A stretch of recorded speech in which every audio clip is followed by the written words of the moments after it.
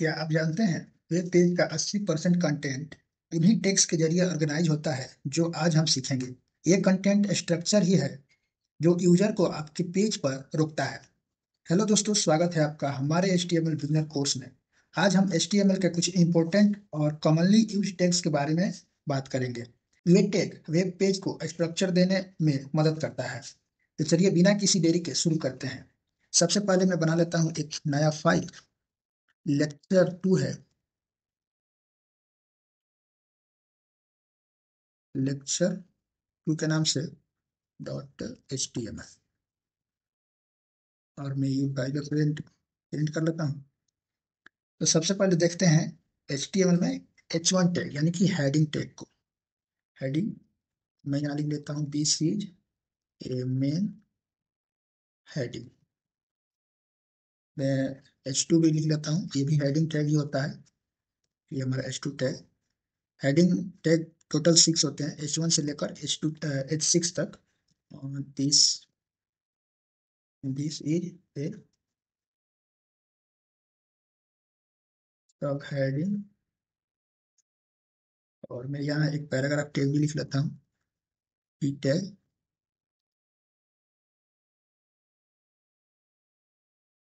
This is a paragraph. तो जो search engine होता है वो हेडिंग और सब हेडिंग को अपना मेन स्टार्टिंग पॉइंट समझता है, और ये आपके पेज के एसईओ के लिए भी बहुत अच्छा होता है।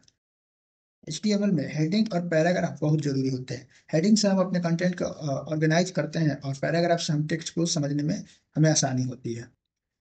H1 से H6 तक हेडिंग टैग होता है, और H1 जो होता है वो सबसे बड़ा टैग होता है, और H6 जो होता है वो सबसे छोटा टैग होता है। हेडिंग्स कंटेंट को ऑर्गेनाइज करता है और यूजर को ये बताता है कि कौन सा पार्ट सबसे इंपॉर्टेंट है। और मैं यहाँ पर H3 टैग भी लिख देता हूँ। ये H3 टैग है।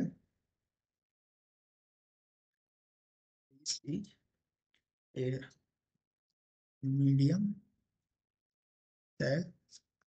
देखिए अब इसमें आपको फर्क दिखेगा। ये जो है ये जो है हमारा ये हमारा H1 टैग। देखिए सबसे बड़ा होता है H1 टैग, उससे छोटा H2 टैग। और ये जो होता है हमारा पैराग्राफ होता है। जब भी हमें ज्यादा लंबा कंटेंट डालना हो तो हम पैराग्राफ में डालते हैं। जो भी हमारा टॉपिक का कंटेंट होता है वो हम पैराग्राफ में डालते हैं। अगर हम एक ब्लॉग वाला वेबसाइट बना रहे हैं तो उसमें एक हेडिंग रहेगा, उसमें कुछ सब हेडिंग भी रहेंगे। तो हेडिंग को हम मेनली H1 टैग से लिख देते हैं। सब हेडिंग को हम चाहे तो H2 टैग या H3 टैग से लिखते हैं। और जो उसका कंटेंट होगा टॉपिक का वो हम पैराग्राफ में लिखते हैं। और ये है हमारा H3 टैग, जो H2 से भी छोटा है। इसको मीडियम टैग भी बोलते हैं। पी टैग पैराग्राफ के लिए यूज होता है। जब भी आपको लॉन्ग टेक्स्ट लिखना है तो आप पी टैग का यूज करते हैं। ये टेक्स्ट जो होता है ये टेक्स्ट को अलग अलग सेक्शन में डिवाइड करता है, जिससे पढ़ने में काफी आसानी होती है। जो कि हमारा पी टैग है। अब हम जानते हैं पी टैग और हेडिंग को यूज क्यों करना है। हेडिंग से कंटेंट को अच्छा और ऑर्गेनाइज किया जाता है, जिससे यूजर को पेज पर नेविगेशन में आसानी होती है। पैराग्राफ टेक्स्ट को ऑर्गेनाइज करता है, जिससे पढ़ने में मजा आता है और रीडेबिलिटी भी बढ़ती है। जब भी आप अपने वेब पेज को डिजाइन करते हैं तो उसमें हेडिंग का यूज जरूर करें। इससे यूजर को समझने में काफी आसानी होती है आपके कंटेंट को। अगर आपका कंटेंट स्ट्रक्चर्ड और क्लियर होता है तो विजिटर ज्यादा टाइम तक आपके पेज पर रुकेंगे। नेक्स्ट हम देखते हैं एंकर टैग। जानते हैं कि एंकर टैग क्या होता है? तो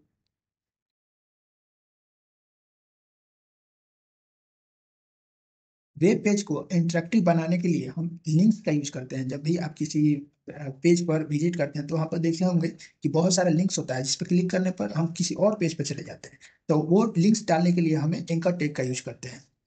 इसका सिंटेक्स कैसा होता है तो ये देखिए, ये है इसका सिंटेक्स। इसमें एक href एट्रीब्यूट होता है जिसके अंदर हम लिंक डालते हैं, और हम यहाँ पर लिख सकते हैं कि जैसे मैंने गूगल डाला, जैसे ये लिंक का नाम होता है जो एक बटन की तरह यूज होता है। जैसे href है, जैसे कि मैं यहाँ पर डाल दूँ www डॉट सॉरी https:/www.google.com। अगर मैं इसको रन करता हूँ तो ये हमारा आ गया है। इसको मैं थोड़ा बड़ा कर लेता हूँ। इसको मैं ब्राउजर में ओपन करता हूँ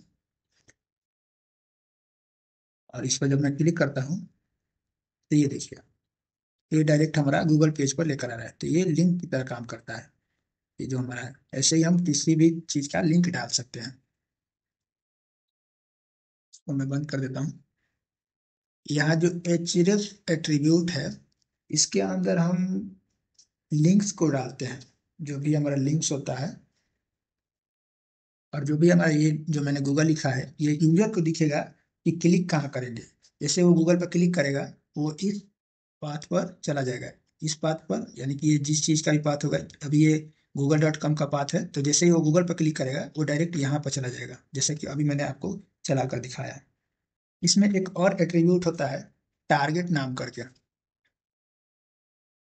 टारगेट इक्वल टू, मैं अगर डाल देता हूँ ब्लैंक, तो इससे क्या होगा, चलिए देखते हैं इससे क्या होता है। जैसे कि मैं इसको ओपन करता हूँ और मैं इस पर क्लिक करता हूँ, ये देखिए, ये यहाँ पर डिफरेंस दिखेगा। मैंने जब यहाँ पर क्लिक किया तो ये नए टैब में खुला, ये एक नया टैब में खुल रहा है। लेकिन पिछली बार जब मैं क्लिक कर रहा था तो ये सेम टैब में ही खुल रहा था। मैं इसको हटाकर फिर से दिखाता हूँ, आप अच्छे से समझिएगा। जैसे कि जब ये टारगेट नहीं था, टारगेट एट्रीब्यूट नहीं था, और तब मैं जब इस पर क्लिक करता था, तो ये देखिए, ये सेम टैब में ही गूगल को सर्च करके ला रहा है। लेकिन जैसे मैं इसमें टारगेट ब्लैंक कर रहा हूँ, जैसे मैं इसमें टारगेट ब्लैंक डाल रहा हूँ और उसके बाद से यहाँ पर इसको क्लिक कर रहा हूँ, तो ये देखिए, ये एक नए टैब में ओपन हो रहा है। तो ये काम होता है टारगेट ब्लैंक एट्रीब्यूट का। अब समझते हैं कि हम लिंक्स का यूज क्यों करना चाहिए। लिंक्स जो होता है वेबसाइट को इंटरेक्टिव बनाता है और यूजर को एक पेज से दूसरे पेज पर जाने में मदद करता है। ये नेविगेशन के लिए भी काफी इंपॉर्टेंट होता है, स्पेशली जब आपको एक वेबसाइट के अंदर मल्टीपल पेज को लिंक करना हो। नेक्स्ट हम देखते हैं इमेज टैग। इमेज टैग का सिंटेक्स होता है इस तरह। इसमें एसआरसी के अंदर हम यूआरएल डालते हैं और एएलटी के अंदर हम उस इमेज के डिस्क्रिप्शन लिखते हैं, जो जिस चीज के बारे में वो इमेज होता है। तो हम एएलटी क्यों लिखते हैं, क्योंकि जब हमारा इमेज लोड नहीं हो कभी, जैसे हम किसी ऑनलाइन इमेज का यूज कर रहे हैं और वो किसी कारण से कभी लोड ना हो, तो हमारा एएलटी में जो भी टेक्स्ट होता है वो हमें वहां पर दिखाई देता है। चलिए इसको करके देखते हैं। सबसे पहले मेरे पास एक इमेज का लिंक है, मैं वो डालता हूँ यहाँ पे और एएलटी में डाल देता हूँ इमेज। मैं इसको रन करता हूँ, ये देखिए, ये हमारा इमेज यहाँ पर आ चुका है। अगर इमेज लोड ना हो तब देखिए क्या होगा। जैसे इसमें से मैं कुछ हटा देता हूँ, जैसे इतना पार्ट में अगर यहाँ से हटा दूँ, सॉरी, इतना पार्ट में यहाँ से हटा दूँ तो ये इमेज लोड नहीं होगा। और देखिए यहाँ पर लिखा आ गया इमेज। जो भी हमने एएलटी में टेक्स्ट डाला था वो यहाँ पर आ गया। अगर हमने एएलटी में टेक्स्ट नहीं डाला तो यहाँ पर कुछ नहीं आएगा, इसलिए एएलटी जरूरी होता है। ये देखिए आपका इमेज यहाँ पर शो कर रहा है। इसका हाइट और विड्थ भी आप सेट कर सकते हैं इसी के अंदर। हाइट मैं डाल देता हूँ 100 और विड्थ डाल देता हूँ, विड्थ भी 100 डाल देता हूँ। अब देखिए ये इमेज ये काफ़ी छोटा हो गया। मैं इसको 400 कर देता हूँ, तो 400 देखते हैं। हाँ देखिए, ये अब इतना बड़ा दिख रहा है। इमेज का यूज करने से आपके पेज पर 30% तक बाउंस रेट कम हो जाता है। ये विजिटर को ज्यादा टाइम तक अपने पेज पर रुकने में मदद करता है। हम जब भी इमेज का यूज करते हैं तो हमारा वेबसाइट काफी इंटरेस्टिंग लगता है। तो आपको इमेज का यूज करना चाहिए और इसी तरह से यूज करना चाहिए। इमेज टैग का यूज करो, इसके अंदर एसआरसी के अंदर जो भी इमेज का लिंक है वो डाल दो और उसका हाइट भी अगर सेट करना हो तो वो कर सकते हो। एलटी के अंदर उस इमेज के बारे में डाल दो कि ये इमेज किस चीज से रिलेटेड है, जिससे अगर कभी लोड नहीं होता है तो यूजर को ये पता चल जाए कि वो किस चीज का इमेज हो है। नेक्स्ट हम देखते हैं लिस्ट के बारे में। लिस्ट जो है ये काफी इंपॉर्टेंट है। लिस्ट का यूज कंटेंट को ऑर्गेनाइज करने के लिए होता है। एचटीएमएल में दो टाइप्स के लिस्ट होते हैं, पहला होता है ऑर्डर लिस्ट और दूसरा होता है अनऑर्डर लिस्ट। सबसे पहले हम ऑर्डर लिस्ट को देखते हैं। ऑर्डर लिस्ट में होता है, ऑर्डर लिस्ट को OL लिखकर इंटर दबाइए। अब ऑर्डर लिस्ट के अंदर जब हमें कोई कंटेंट डालना हो तो उसे हम लिस्ट आइटम के रूप में डालते हैं। मैं यहाँ पर डालता हूँ ओपन योर ब्राउजर। नेक्स्ट में डालता हूँ एक और टाइप EY, और एक और डालता हूँ इंटर। जैसे कोई भी काम आपको सीक्वेंस में करना हो, किसी चीज का रूल्स आपको सीक्वेंस में लिखना हो, तो आप ऑर्डर लिस्ट का यूज करें। इससे क्या होता है, देखिए इससे क्या होता है, ये देखिए, ये काफी छोटा दिख रहा है। ये देखिए क्या हो रहा है, यहाँ पर ये ऑर्डर वाइज आ जा रहा है, यानी कि 1 2 3 इसमें डिफाइन हो जा रहा है ऑटोमेटिक। इसमें 1 2 3 जितना भी लिस्ट है वो लग जा रहा है। अगर मैं यहाँ पर कुछ और ऐड करूँ तो वहां एक और बढ़ जाएगा। तो ये पिक्चर, अगर मैं इसको ऐड करता हूँ तो यहाँ पर एक और, ये देखिए 4 लग आ गया। ये ऑर्डर वाइज चलता है, जैसे जैसे आप ऐड करते जाएगा 1 2 3 4 5 बढ़ते जाएगा। ये होता है ऑर्डर लिस्ट, यहाँ पर जो दिख रहा है। और नेक्स्ट हम देखते हैं on order list. On order list में क्या होता है, उसमें आपको कोई ऑर्डर नहीं दिखेगा। इसमें ऑर्डर दिख रहा है ना, जैसे कि 1 2 3 किस ऑर्डर में है। तो जैसे ऑन ऑर्डर में कोई लिस्ट कोई ऑर्डर नहीं दिखता है, वो रेंडमली होता है। जैसे कि मैं डाल देता हूँ यहाँ पर एप्पल, एप्पल हो गया। और एक और मैं डाल देता हूँ बनाना, एक मैं डाल देता हूँ ऑरेंज। तो ये जो होता है ये ऑन ऑर्डर लिस्ट, इसमें कोई ऑर्डर नहीं होता है। ये बुलेट ये जो होता है रेंडमली होता है। ये देखिए इसमें पॉइंट्स में आता है, इसमें कोई नंबरिंग नहीं होता है। और जो ऑर्डर लिस्ट होता है उसमें नंबरिंग होता है। इसमें पता चलता है कि सीक्वेंस क्या है, 1 है उसके बाद 2 है उसके बाद 3 होता है। लेकिन ऑन ऑर्डर लिस्ट में कोई सीक्वेंस नहीं होता है, ये बस पॉइंट्स में दिखा देगा आपको। ऑर्डर लिस्ट जो होता है वो नंबर के साथ आइटम को दिखाता है, और ऑन ऑर्डर लिस्ट जो होता है वो पॉइंट के साथ दिखाता है।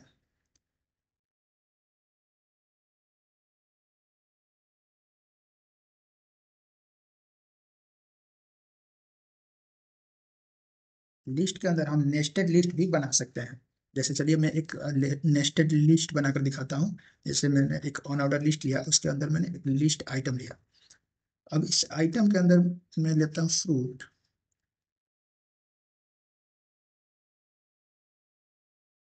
फ्रूट्स, और इसी लिस्ट के अंदर मैं एक ऑन ऑर्डर लिस्ट बनाता हूँ। इसमें मैं आइटम लेता हूँ, लिस्ट आइटम हो जाएगा हमारा एप्पल। और मैं एक ले लेता हूँ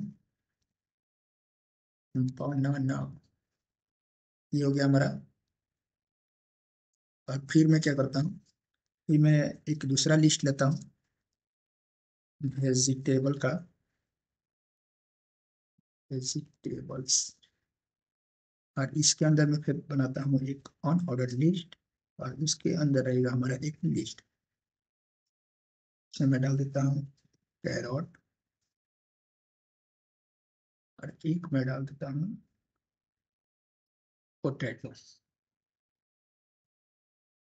ये देखिए, अब मैंने एक पूरी तरह से एक लिस्ट बनाया है जो नेस्टेड लिस्ट लिस्ट है। जैसे कि मेरा सबसे पहले है फ्रूट, तो फ्रूट के अंदर हमारा क्या क्या आ जाएगा, एप्पल आ जाएगा, बनाना आ जाएगा। उसके बाद से हमारा वेजिटेबल, वेजिटेबल के अंदर हमारा आ जाएगा कैरट और पोटैटो। चलिए देखते हैं ये कैसे दिख रहा है।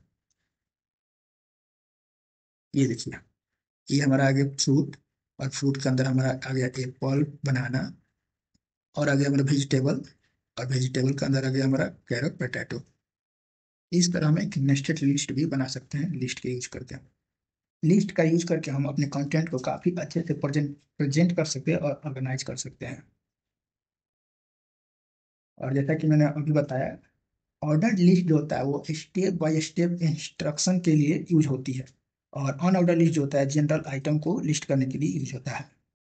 HTML टैग का यूज करते वक्त अगर आप इनका बेस्ट प्रैक्टिस फॉलो करते हैं तो आपका वेब पेज सर्च इंजन में अच्छा रैंक करता है।